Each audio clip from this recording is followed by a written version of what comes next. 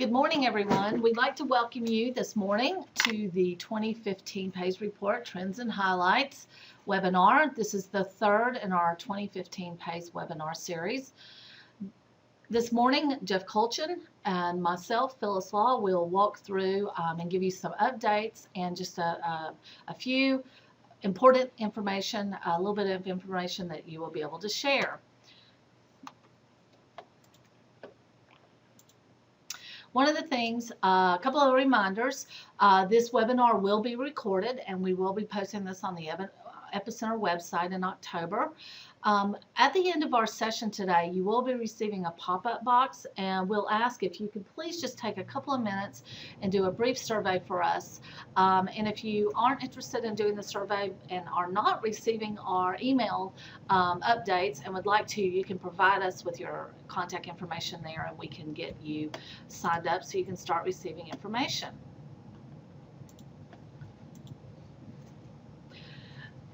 As you can see here, we are, and as I said, we are in the third of our webinar series. We started at the beginning of September and we will end next Friday with an overview on how the PAYS is related and how we can work on our opioid epidemic that we are experiencing, and we hope you're able to join us. Today, Jeff and I will be talking to you about the history and a little bit of the administration overview. And then, as I said, also we'll be providing you with a few highlights and trends from the 2015 state report. And I'll turn it over to Jeff now to walk us through this part of the presentation.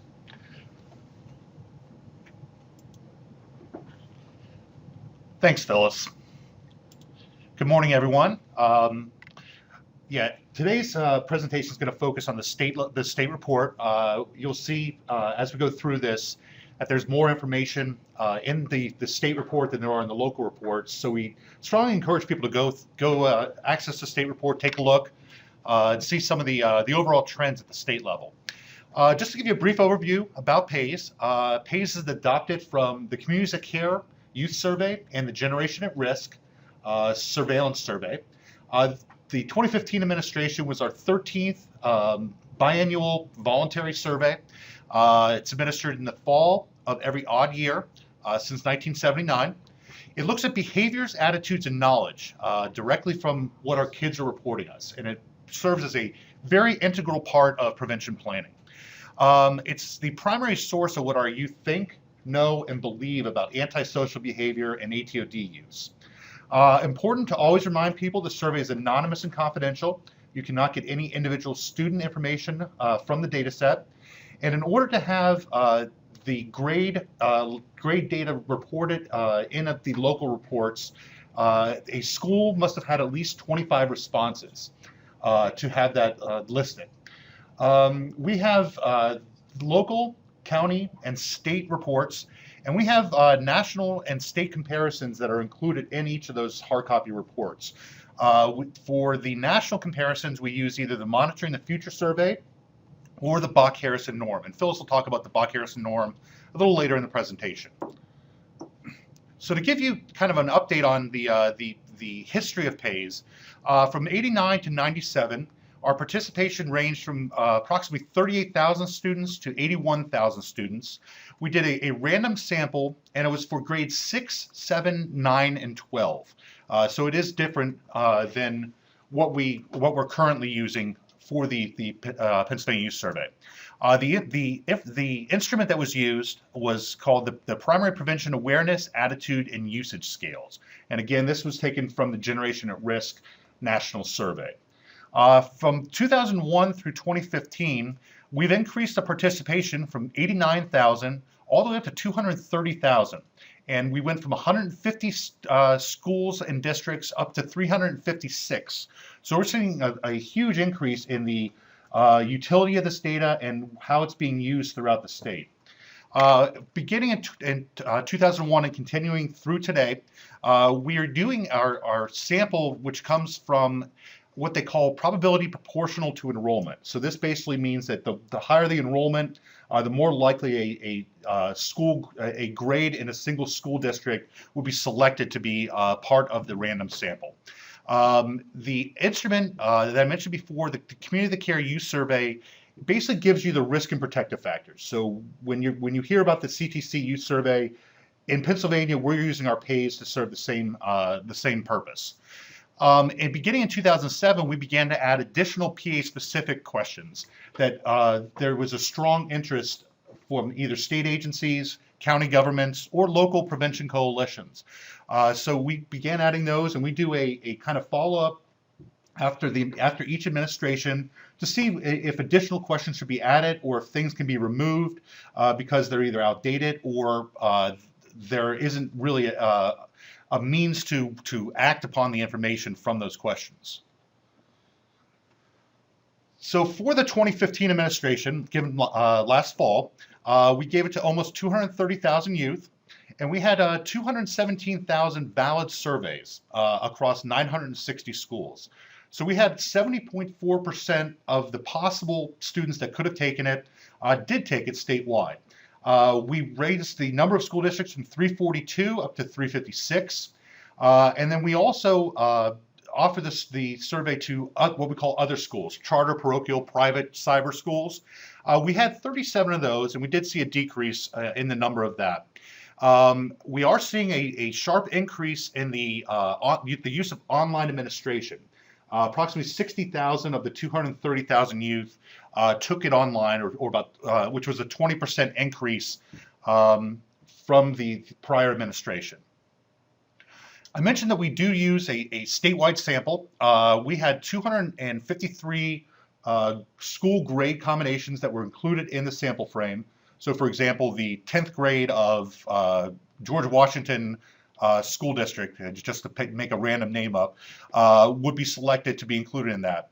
Of those 253 school grade combos, we had 175 that were included as part of the sample. So this gave us just over 24,000 student responses that were used to come up with the statewide data that's included both in the state report as well as in the local reports and county reports for comparison. If you want more information about the school grade combos and the way that we did the weighting, that methodology is included in the state report, which is available on the PAYS website. So you can visit that for more information if you want the nuts and bolts about exactly how the statistical validity was determined for the sample. For the local reports, we did produce over 450 reports, including 55 counties. For every county that had a minimum of 2 school districts participating, we did automatically prepare a county level report. Again, those are out on the PAYS website, so please feel free to visit. It's another nice point of comparison if you'd like to look your local school district versus the county at large to see if there are any differences that your students are reporting compared to the county at large. There were only 4 counties that did not have any participation at all: Sullivan, Union, Wayne, and Wyoming. So we were very happy with the fact that 63 of our 67 counties are participating in PAYS and using that data. From a demographic perspective, we had basically an even split between female and male. We had almost 3/4 of the students that participated reported being white or Caucasian, approximately 8% reporting being Black or African American, 10% Hispanic, and then 18% either chose the other category or chose not to report their race characteristics. For the survey instrument, for this year's administration, we use what's known as a 3-form design. They have basically the same questions, just in a different order, which allows us to get approximately the same number of responses for every question that's included in the survey. In the past, we were seeing a problem with some students not being able to complete the survey. So the questions at the end of the survey instrument had a lower participation rate. Using a 3-form design addressed that issue, and we're feeling very good about this version moving forward. There are the Form A, B, and C are randomly sorted by Bach Harrison, our survey vendor, when they are sent out to the schools. So there is a nice random element as to which version of the survey instrument the students were given. There is a Spanish version available. That one had the 112 questions. So basically, it contained all the questions that were available on the instrument.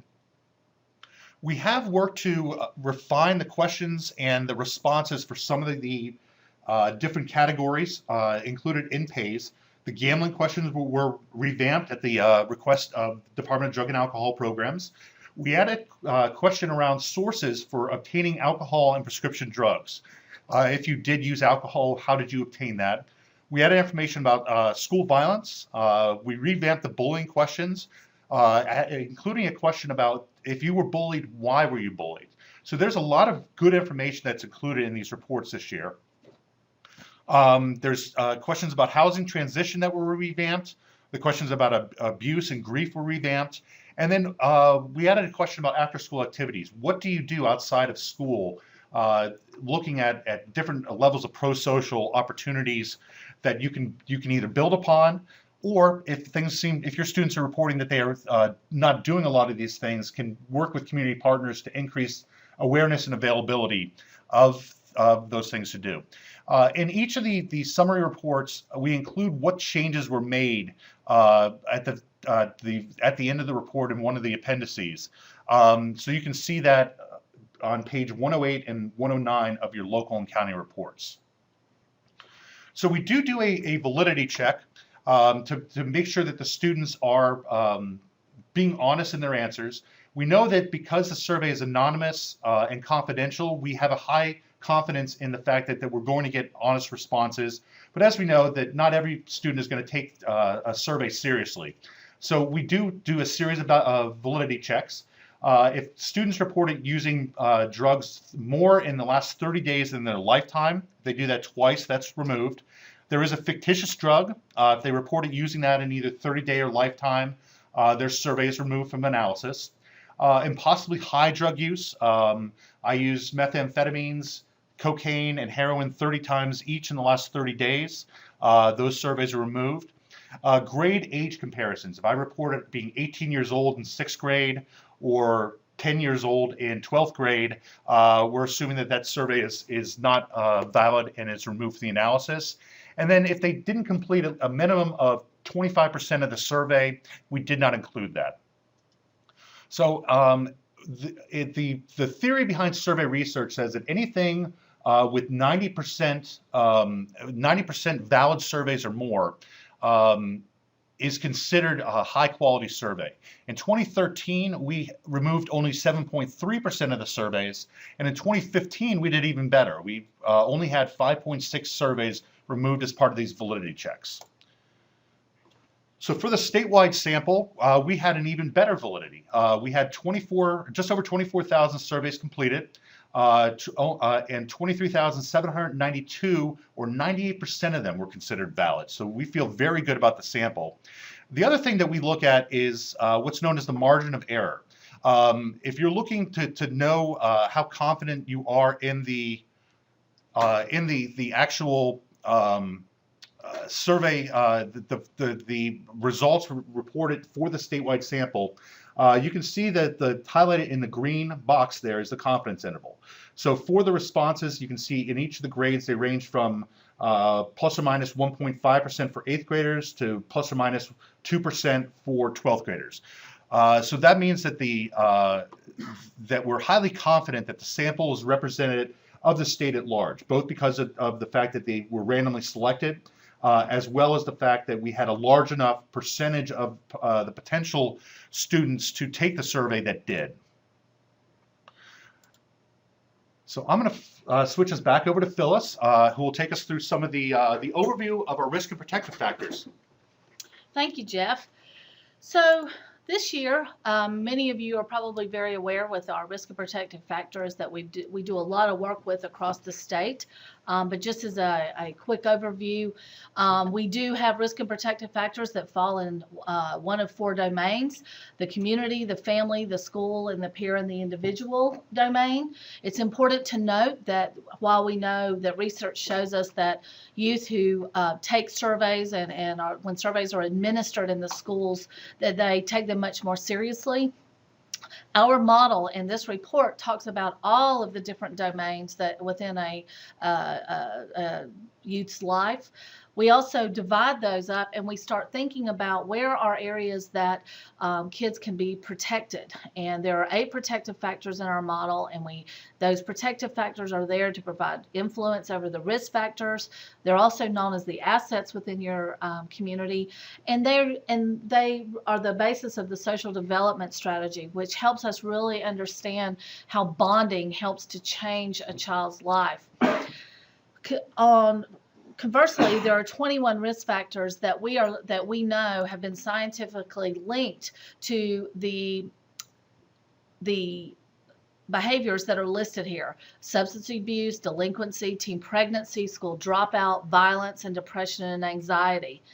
It's important to note that all of the risk factors that are actually listed here, you can see that there is such a direct link to many of these issues that we have.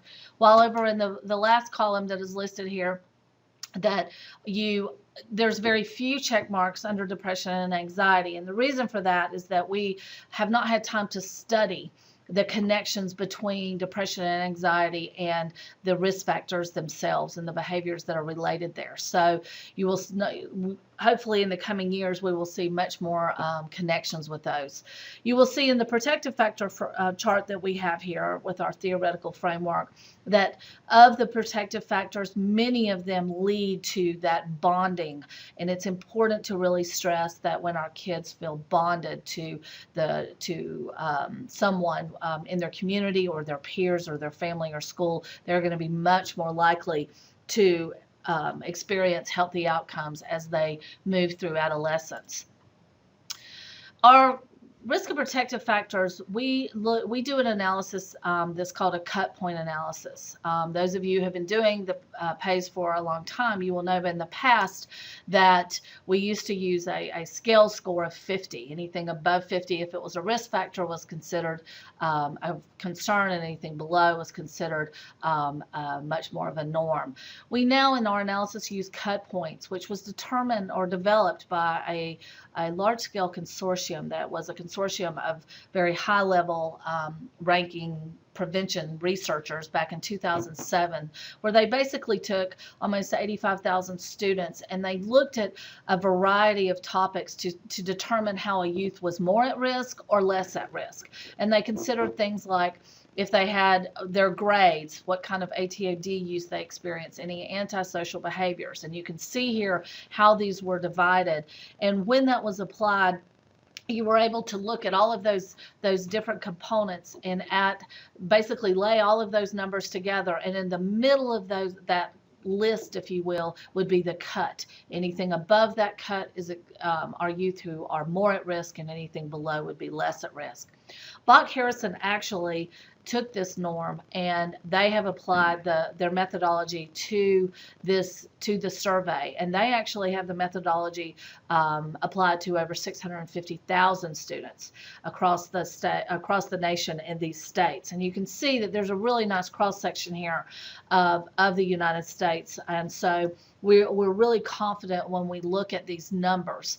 It is important to note that as we're looking at these risk and protective factors, that these factors are determined by a multiple questions will be formed together to create these different risk factors. And it's not a question to risk factor, but it's a multiple questions that are pulled together.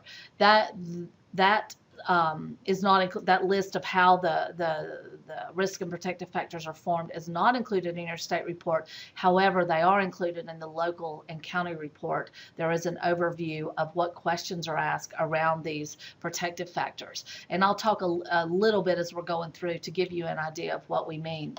We're going to start first by talking about our community domain. And we're going to start first with an area that we see some strength in.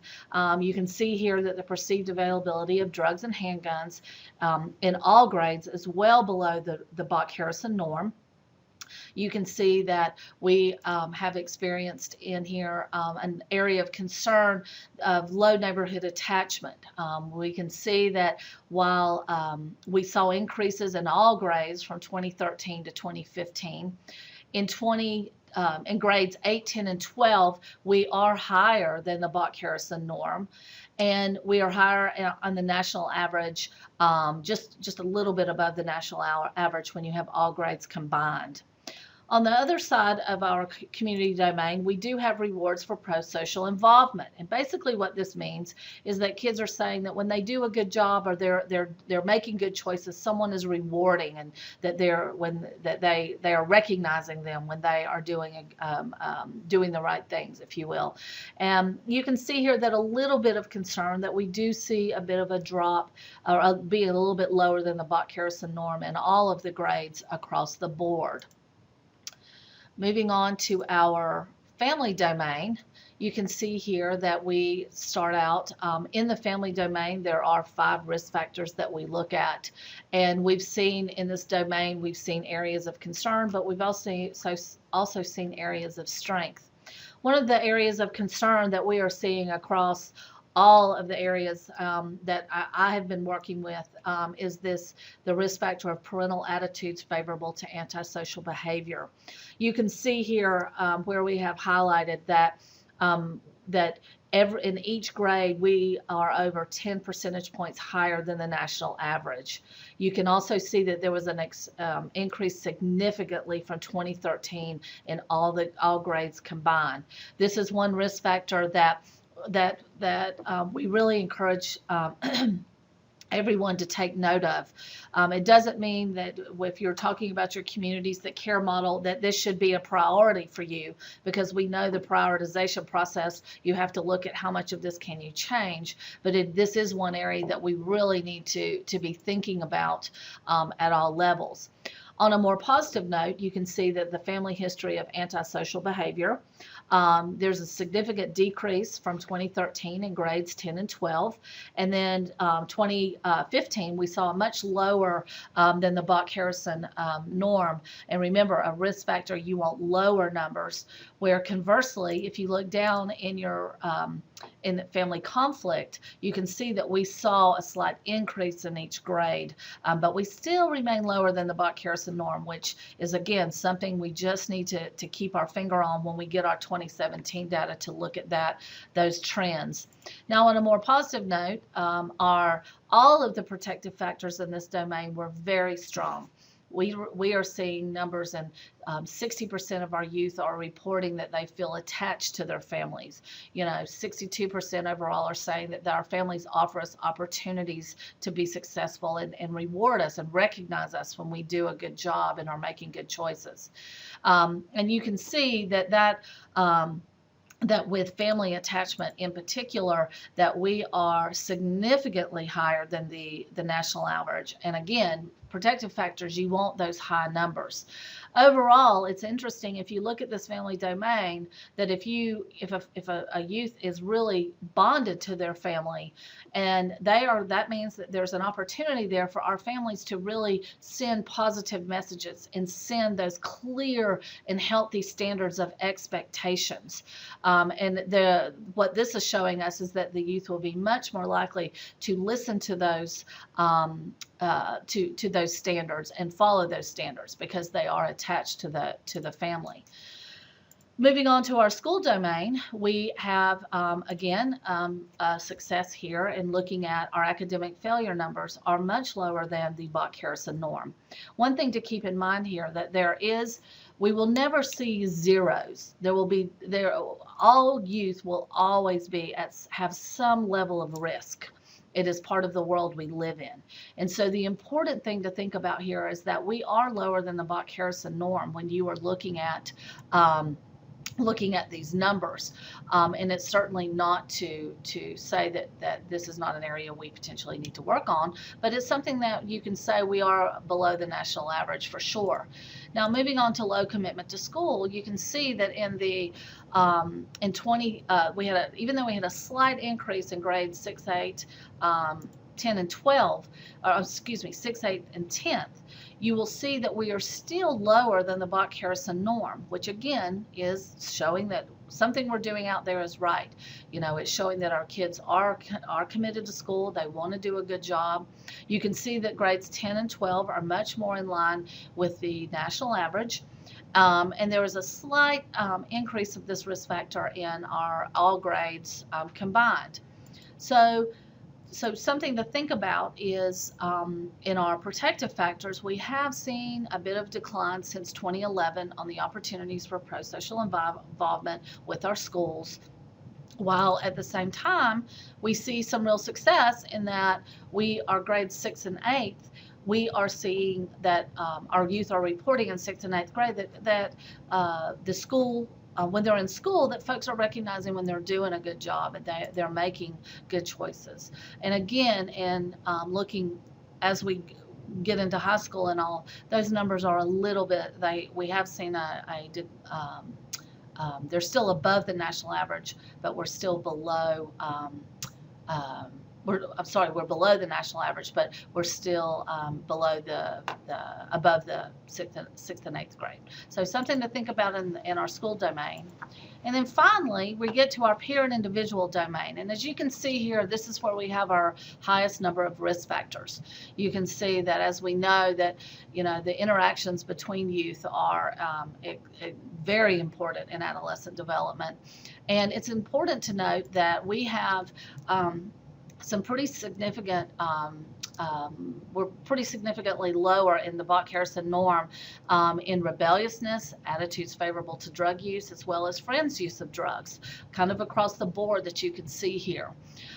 We can see that the perceived risk of drug use, however, is higher than the Bach-Harrison norm in grades 8, 10, and most notably in grade 12.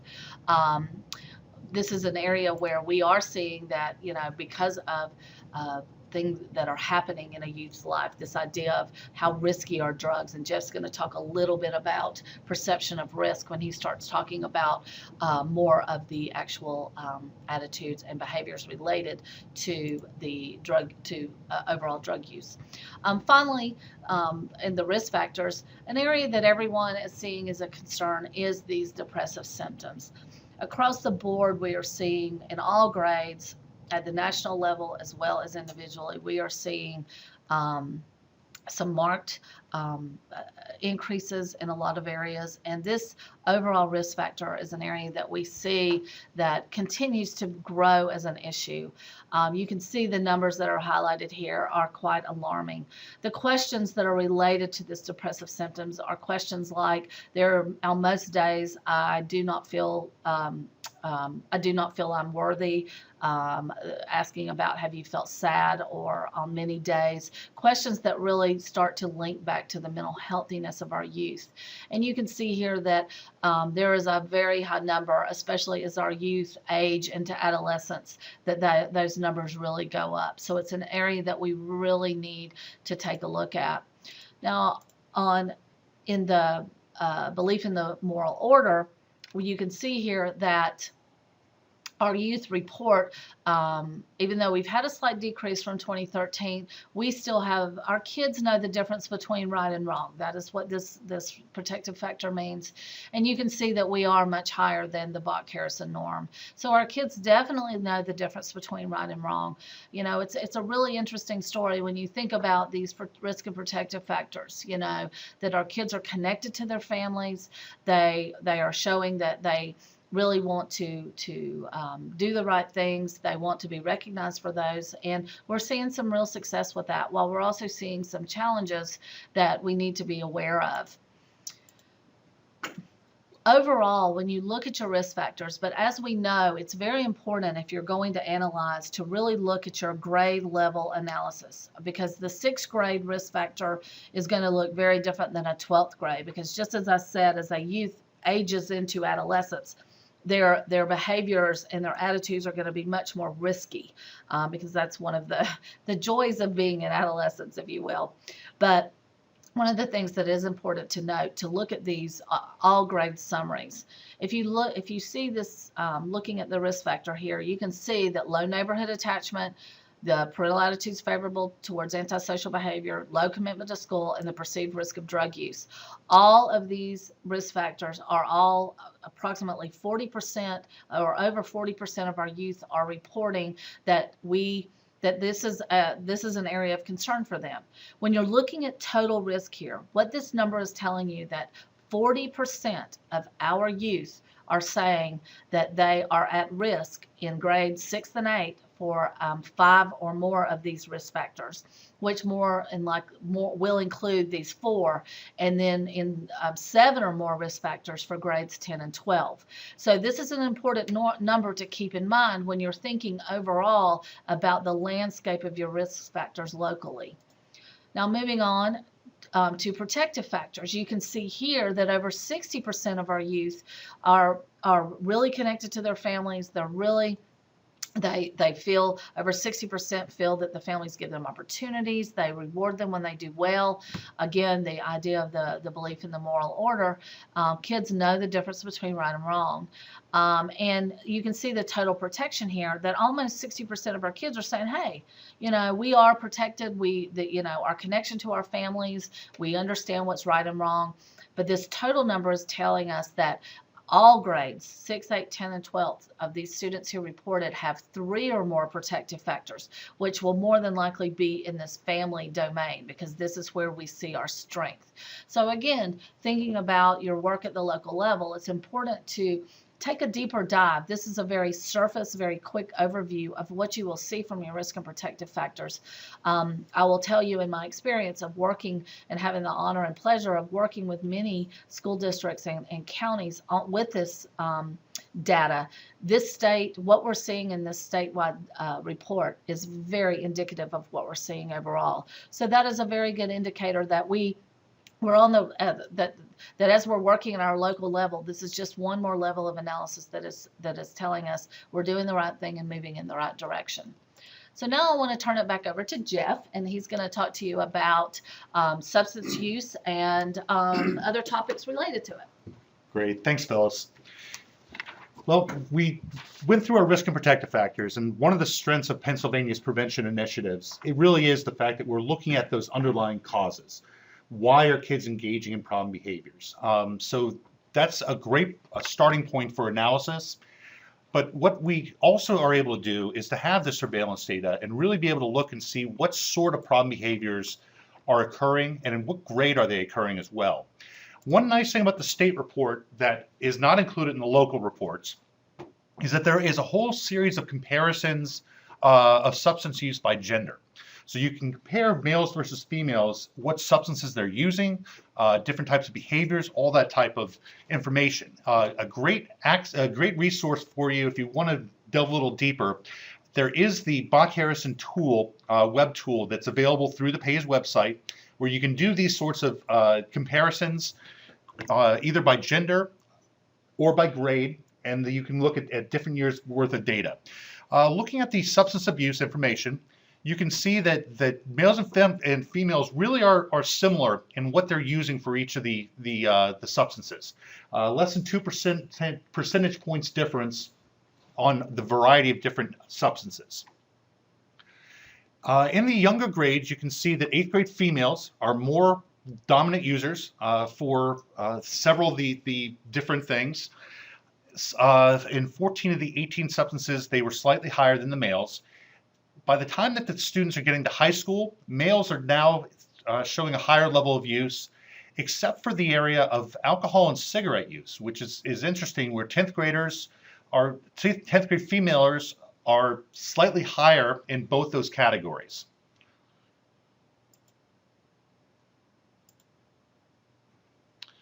We also have a series of comparisons that can be prepared through that Bach-Harrison tool, where you can do what's known as a crosstab. You can compare two different questions from the PAYS to see exactly what relation there is between them. So for example, one of the charts that we have in there is looking at the comparison of what a student's grades are that they reported to their use of various substances. And as we would most likely surmise, that students that are reporting higher levels of use of various substances are going to have lower grades. You can see here with the alcohol that the students that are reporting the highest levels of use are getting C's, D's, or F's, where those that are getting A's and B's are reporting lower levels of use. It's true for cigarettes, and it's true for marijuana as well. So we would encourage you to check out some of those comparisons that are included in the state report and to play around with the Bach-Harrison tool that's available. And if you do need assistance with that, you can reach out to either to the Epicenter or to myself, and I'd be happy to help you and help you walk through exactly how to use it and do that kind of delving deeper, as Phyllis mentioned before. When looking at alcohol use, we are seeing a decrease in the level of use from 13 to 15 at the state level compared to the national level, which comes from the Monitoring the Future survey. But we are reporting higher levels of alcohol use in their lifetime for Pennsylvania compared to our national peers. And that's true for 8th, 10th, and 12th grades. There is no 6th grade information collected through Monitoring the Future, which is why that you'll see that NA listed for that value. We are seeing more 12th grade females than males reporting lifetime drinking, 73% to 69%. And then we're seeing, sorry about that. We are seeing past month drinking has decreased in 8th, 10th, and 12th, but again, we're above the national average. The rates from 8th, 10th grade more than doubled from less than 10% to 25%. So that is a definite area of concern. Although again, it's that movement through adolescence, moving from middle school to high school, where you see some of these problem behaviors really start to increase. The other area of concern that we see is the level of binge drinking. We have seen it gone down from 11 to 13 to 15 among our seniors, but we are still higher than the national average. And we are seeing only 66% of our 12th graders are reporting a moderate or great risk from binge drinking. So that's a number that's a little bit shocking, to me at least, and I think an area that we need to continue to work to educate our seniors that drinking 5 or more drinks in one setting can really cause some problems for them down the road and through their adolescent brain development. I mentioned that we had added a question about the primary source for obtaining alcohol. For our 12th graders, the two highest levels that were where they received their alcohol if they did drink were either from friends or siblings, 44%, or that they gave money to someone to buy it for them, 38%. And 27% of our seniors reported that their parents gave them alcohol. Again, an area for education. The Liquor Control Board does the program Parents That Host Lose the Most, continuing to increase the idea that we do not want adults to be providing alcohol to underage students because of the danger of the use. We did see, as students went through their academic career, an increase in their willingness to try alcohol before 21. The rates are not as high for marijuana use, but we are seeing that same level of progression, which again is a indication of the opportunity to engage in these problem behaviors and having friends that do as well. We're seeing that the drinking and driving among 12th graders, males are more than twice as likely as females to engage in that problem behavior. Moving on to tobacco and e-cigarette use, we are seeing a continued decrease in lifetime use and in 30-day use. So a lot of the education work and prevention work that we've been doing in Pennsylvania really is borne out in the 2015 PAYS results. Fewer and fewer students are engaging in the use of cigarettes. For smokeless tobacco use, you can see that grades 8 and 10 are reporting lower lifetime and 30-day use. 12th grade is high in both cigarette and smokeless tobacco categories, and we're seeing that that male students in 12th grade reported 30% of them reported using smokeless tobacco, while only 7% of females in 12th grade did. For the 2015 survey, we added questions around e-cigarettes or vaping.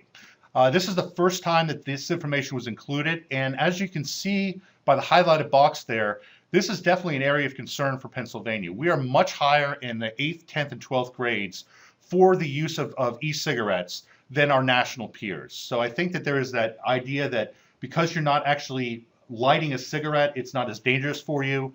In an area that we can all work at the state, the county, and the local level to, again, educate our students about the dangers of engaging the use of e-cigarettes.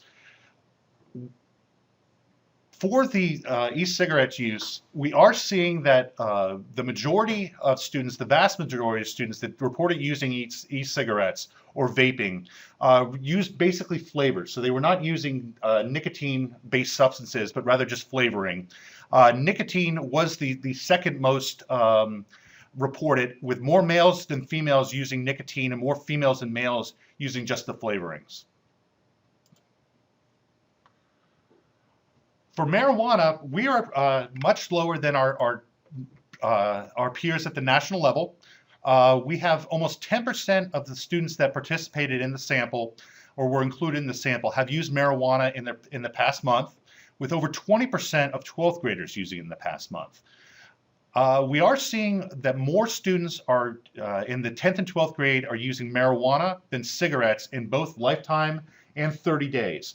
So this is an area where we've done a good job of reducing the use of tobacco, but haven't done as good a job with reducing the use of marijuana. And with the onset of medical marijuana in Pennsylvania and the potential of legalization in more states, this is an area of concern for the prevention world, and areas that we should engage in discussions on how best to address and work to decrease the use of this substance. We are seeing the drop in the perceived risk of using marijuana has dropped from 6th grade, where it was 65%, to 12th grade, where only 28% of our 12th graders are reporting a high level of risk from the use of marijuana. So again, this is an area of perception that we can work to address through prevention efforts, how dangerous it is to use these substances while your body and your mental faculties are still being developed. We are seeing another driving under the influence concern is that more 12th graders are reporting driving after using marijuana, 11% overall, than using alcohol, which was only 6%. So there is that idea that driving under the influence of marijuana is not as dangerous as using alcohol and then driving. Again, an area that we can work on to address.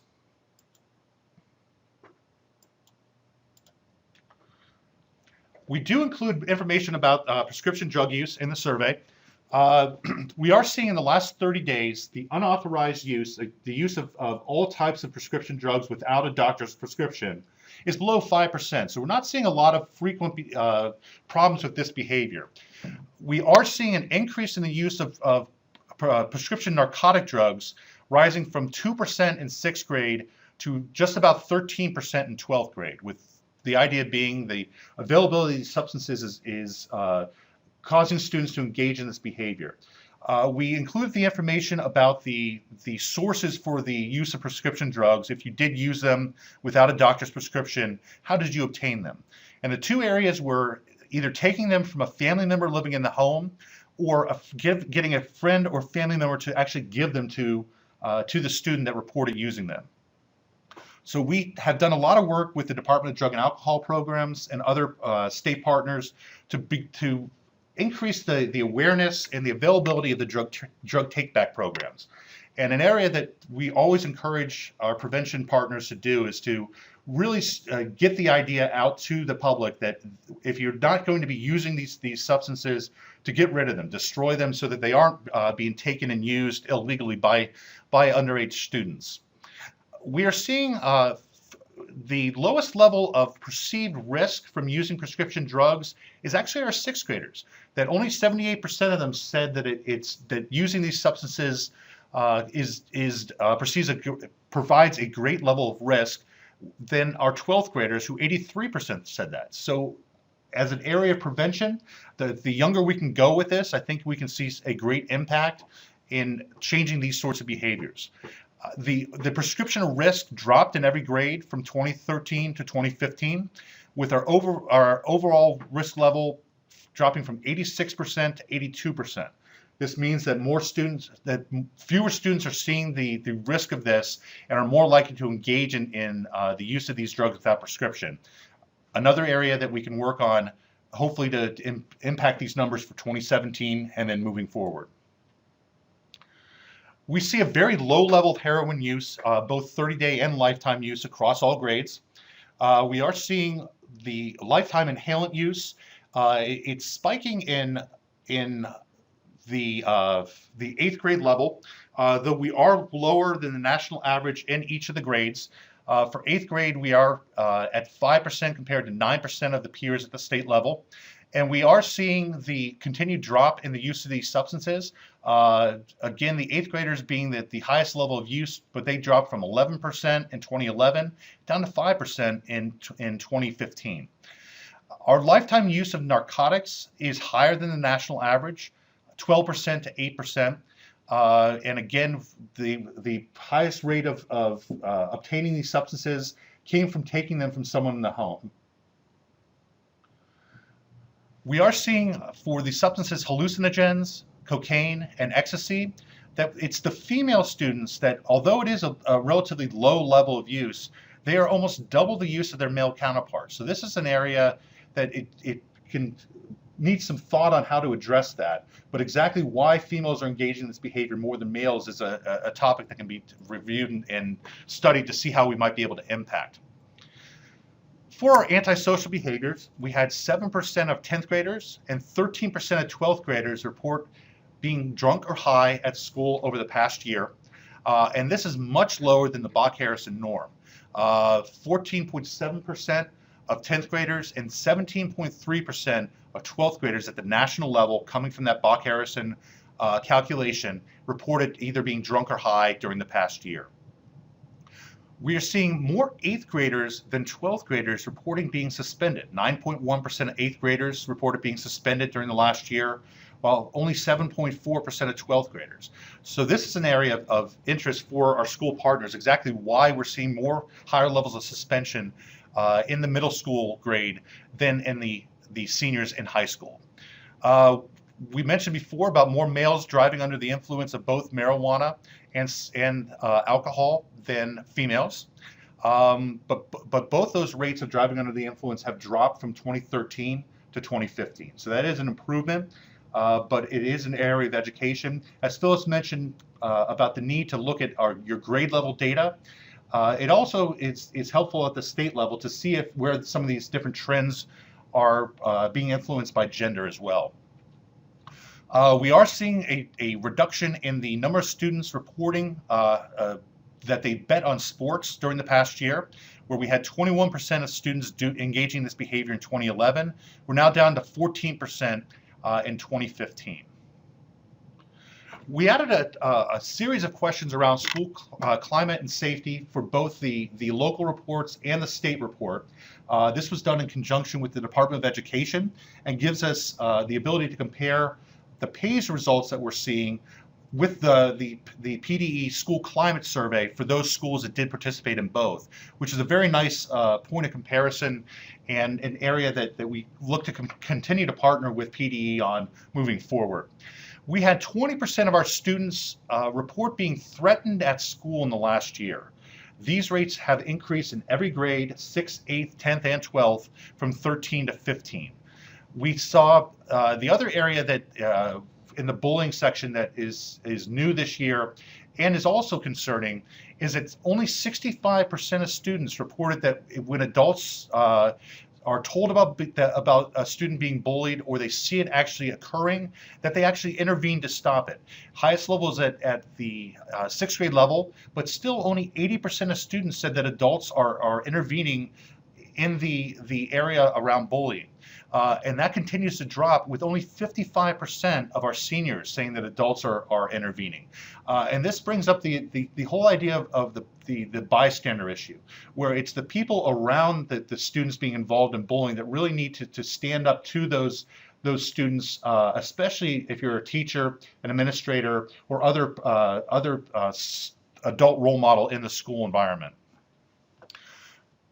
For the inappropriate sexual contact on the internet, we had about 20% of all students reported that someone made inappropriate contact to them. And 16% of our students reported being electronically bullied over the past year. This is an area of concern. You can see the increase in the rates across the board from 13 to 15. As more students are getting access to this technology, the rate of bullying is also going up. So there's a level of education that we'll need to continue to build upon to address this issue in the future. Similar to that, where bullying used to be confined mainly to the school building, and students were able to get a respite from that action when they are outside of school, 32% of our students report they're now being bullied at home. An area that the internet has definitely caused an increase in, as well as cell phones and texting and the other approaches for electronic bullying. I mentioned that we had the questions about why I was bullied. The two largest reasons were the way I look or your size, too tall, too small, too fat, too skinny, whatever the question may be. And 33% of our students reported that they didn't know why they were being bullied. And then finally, for the school safety and climate, we did see a continued low level of gang involvement for students, which is a very good sign and very reassuring in the data. And if you remember looking back in the state risk and protective factors, that risk factor for gang involvement was also very low. So we're seeing that comparison reinforcing itself. An area of a lot of concern, as Phyllis mentioned, with the risk factor for depressive symptoms, we are seeing continued levels of increase across the board for depression issues. You can see that 38% of all of our students reported feeling sad or depressed most days. And these numbers have risen in every grade since 2011. More and more students are reporting that most days over the last year, they are not happy. They are not in a mentally good state to get the most out of their education. 38% of 10th and 12th graders reported at times, I think I am no good at all. And for the level of self-harm, we're seeing over 15% of 8th, 10th, and 12th graders reported harming themselves in the past year. And this is things such as cutting that the students are engaging in. The highest level of that is coming in at the 10th grade level. So we're seeing the relation between students that are having mental health concerns and engaging in that self-harm behavior. We're seeing, we had questions about food insecurity. We're seeing 14% of all the students worried that their food would run out before their family could buy more. And people that have engaged in these prevention programs, these evidence-based programs that work with students and families, they're finding a lot of value in providing meals to these families and working to address that insecurity. So that's an area that we continue to build on and help to really ensure that our students are not going to bed hungry, especially over the weekends. For the suicidal ideation questions, we had 20% of our 10th and 12th graders reported considering suicide, and 11% attempted to commit suicide. So we're seeing the mental health concerns for depression and not having that good self-esteem, leading to thoughts about suicide, and unfortunately over 10% of students thinking that taking that thought of engaging in taking those suicidal thoughts and actually putting them into to practice. So that's kind of a quick run through of the overall state results. There is a lot more information in there. We would encourage you to delve into it and really see exactly what information is going on at the state level and compare it to your local level to see where your students are doing better than their state peers, or where there's areas for improvement where they are not doing as well as their state peers in these problem behaviors and ATOD usage. So we're going to move on to a question and answer period.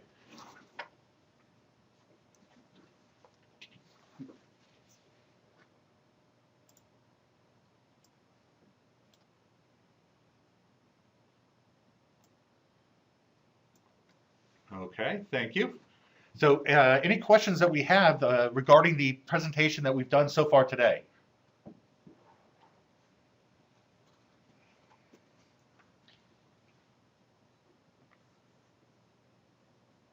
Okay.